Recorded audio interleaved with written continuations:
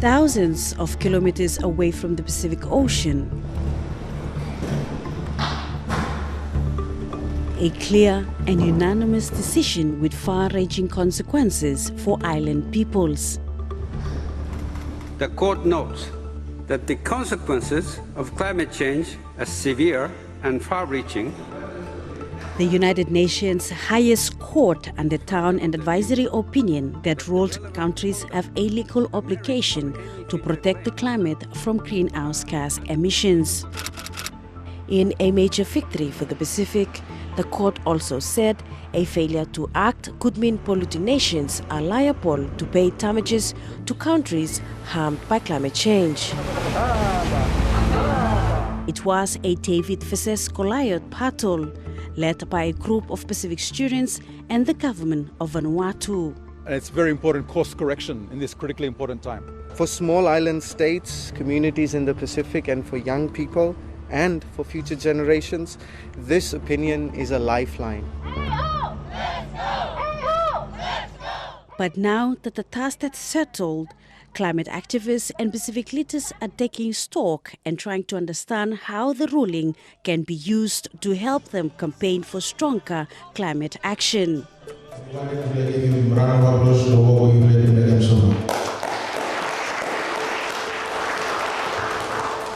Here in Port Vila, the Vanuatu Climate Action Network has convened the Conference of Youth.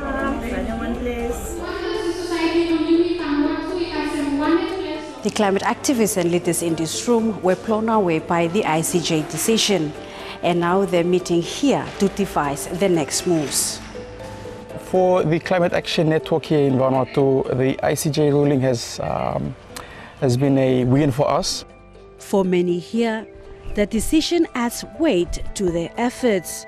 A legal ruling now underpins the pressure being applied to big emitters. This advisory opinion will greatly help with the negotiation spaces, giving us leverage in securing a lot of support funding. A major discussion point has also been whether Pacific nations could consider taking legal action against countries like Australia. Should Vanuatu launch legal claims against big fossil fuel exporters like Australia? Yes, I think this is one of the main things that Vanuatu should be looking at now. So now that we have this very general ruling about obligations, it is foreseeable that a country could start to bring a claim. This might then lead to litigation at the international level. Maybe more likely is it will lead to litigation at the domestic level. We don't have an international police force that can enforce the rulings of the International Court of Justice. We do find, though, that countries generally do follow the rulings in contentious cases. There is also a sense that the ruling needs to be explained to communities and grassroots organizations, so it can be better understood how it might be leveraged. I think at the moment we need to address the ICJ at the community level so that young people came to understand the purpose and bring youth voices up to the government so that they know and understand that they are being heard.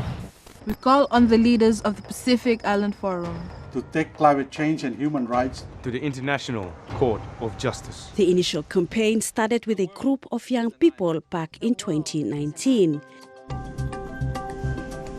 Vanuatu's climate change minister, Ralph Rekenvanu, helped lead a diplomatic campaign to get the case referred to the court. It was a high point of diplomacy for Vanuatu as a nation. I'm very happy about being involved and being able to be part of pushing it to where it got.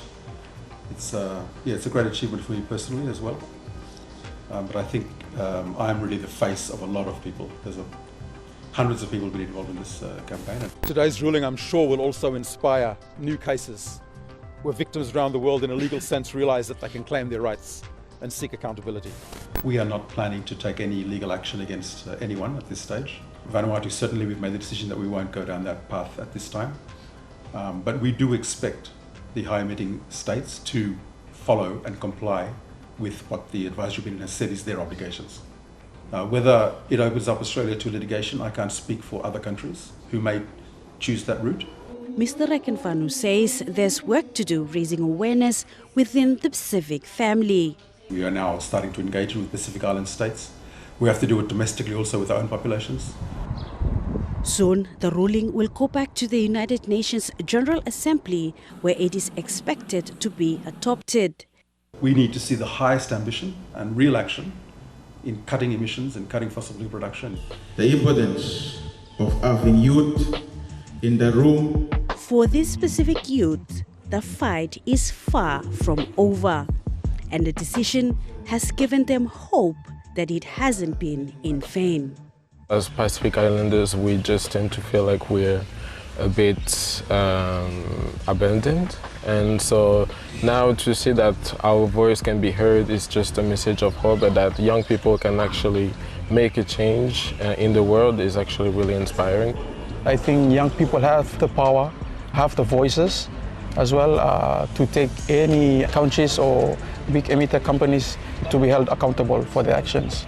Young people are the future of tomorrow, and with them knowing about climate change and how to come up with solutions in order to solve climate change within the community, it is not only for them and for me, but it's for the future generations that are to come yet.